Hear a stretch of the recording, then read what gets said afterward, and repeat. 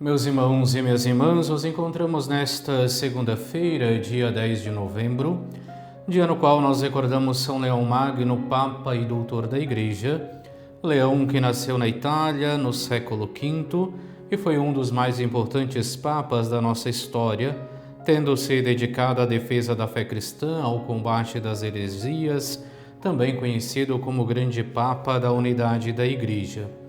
E hoje nós lemos o evangelista São Lucas, no capítulo 17, versículos do 1 ao 6. Naquele tempo, Jesus disse a seus discípulos: É inevitável que aconteçam escândalos, mas ai daquele que produz escândalos. Seria melhor para ele que lhe amarrassem uma pedra de moinho no pescoço e o jogassem no mar do que escandalizar um desses pequeninos. Prestai atenção. Se o teu irmão pecar, repreende-o. Se ele se converter, perdoa-lhe. Se ele pecar contra ti 7 vezes num só dia, e 7 vezes vier a ti dizendo, estou arrependido, tu deves perdoá-lo. Os apóstolos disseram ao Senhor, aumenta a nossa fé. O Senhor respondeu, se vós tivesseis fé, mesmo pequena como um grão de mostarda, poderias dizer a esta moreira, arranca-te daqui e planta-te no mar, e ela vos obedeceria. Palavra da salvação, glória a vós, Senhor. Iniciamos no dia de ontem mais uma semana, esta 32ª semana do tempo comum. Hoje somos convidados também a celebrar São Leão Magno, Papa, Doutor da Igreja, e damos continuidade à leitura que estamos fazendo nestas últimas semanas deste ano litúrgico do evangelista São Lucas.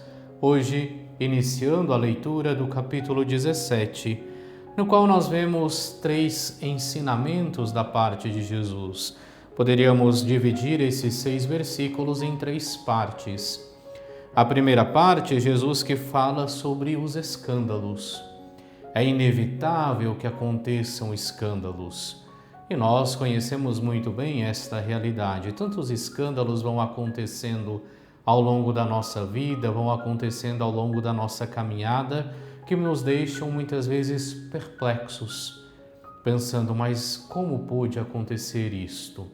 E maior ainda é este escândalo quando ele parte de dentro da igreja, de uma pessoa que deveria estar servindo a igreja, mas acaba dando um contratestemunho, ou de alguém que não soube bem escolher a sua vocação e depois acaba dando um contratestemunho também.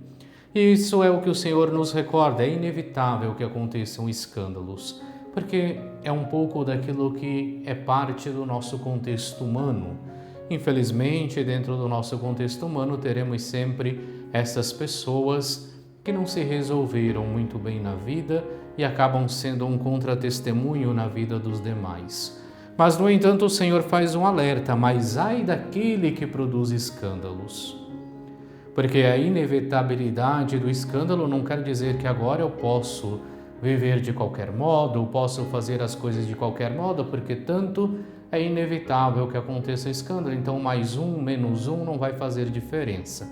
Não, o Senhor vem recordar, ai daquele que produz escândalos. E diz, seria melhor para ele que lhe amarrassem uma pedra de moinho no pescoço e o jogassem no mar do que escandalizar um desses pequeninos. E assim, Cristo repudia os escândalos. Devemos estar atentos, devemos tomar cuidado para não sermos causa de queda dos demais, para que os demais, ao enxergarem a nossa conduta, não venham a afastar-se de Deus, ao invés de dele se aproximar. É por isso que nós vemos esse convite e esta repreensão clara da parte de Jesus. Ai daquele que produz escândalos. Que nós saibamos, portanto, evitar toda e qualquer ocasião de escândalo, para que não sejamos a causa da queda dos nossos irmãos e irmãs, mas que por meio do nosso testemunho, que por meio da nossa conduta, muitos outros dos nossos irmãos e irmãs possam verdadeiramente ir ao encontro de Cristo, ao encontro do seu Evangelho. O segundo ensinamento da parte do Senhor é sobre o perdão. E é bastante claro aquilo que nos fala Jesus. Prestai atenção, se o teu irmão pecar, repreende-o. É a correção que nós somos chamados a realizar ao longo de toda a nossa vida, para que assim não caiamos no pecado da omissão. A omissão, que é o pecado pelo qual nós pedimos perdão sempre que rezamos o ato de contrição no ato penitencial da Santa Missa, é justamente vermos o erro do nosso irmão e não corrigi-lo. É por isso que o Senhor disse, o teu irmão pecar, repreende-o. É necessário que nós possamos corrigir os nossos irmãos e irmãs no amor, na caridade, para que por meio da nossa correção eles possam retornar ao caminho da comunhão com Deus. Se ele se converter, perdoa-lhe. Ou seja, uma vez que foi corrigido, reconheceu o erro, procurou mudar de vida, a nossa atitude deve ser a do perdão.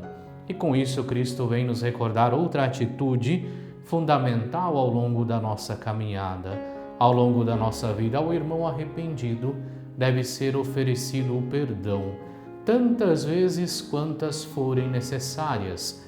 É isso que recorda Jesus quando diz, se ele pecar contra ti 7 vezes num só dia, e 7 vezes vier até ti dizendo, estou arrependido, tu deves perdoá-lo. É o segundo ensinamento, portanto, que o Evangelho hoje nos traz. Devemos corrigir os nossos irmãos e irmãs na caridade, no amor e perdoar-lhes as faltas cometidas. É claro, diante daquilo que hoje o Senhor fala, nós vemos os apóstolos que voltam-se para o Senhor e fazem esta prece, Senhor, aumenta a nossa fé. Porque para eles era difícil viver aquilo que Jesus acabava de dizer. Tinham as suas dificuldades para cumprir verdadeiramente aquilo que o Senhor tinha indicado. E reconhecendo a sua pequenez clamam, mas Senhor, aumenta, portanto, a nossa fé para que nós possamos de fato viver aquilo que tu ensinas. É onde, é claro, o Senhor faz esta repreensão, dizendo, se tivesseis a fé, mesmo pequena como um grão de mostarda, poderias dizer à amoreira, arranca-te daqui, planta-te no mar, e ela vos obedeceria. E recorda de fato que tudo é possível para aquele que tem fé. Mas ao mesmo tempo, é claro, Cristo ouve a prece desses discípulos. Cristo ouve a prece desses apóstolos e vai lhes dando as ocasiões, como também as dá a nós, para que possamos, no nosso dia a dia, aumentar a nossa fé.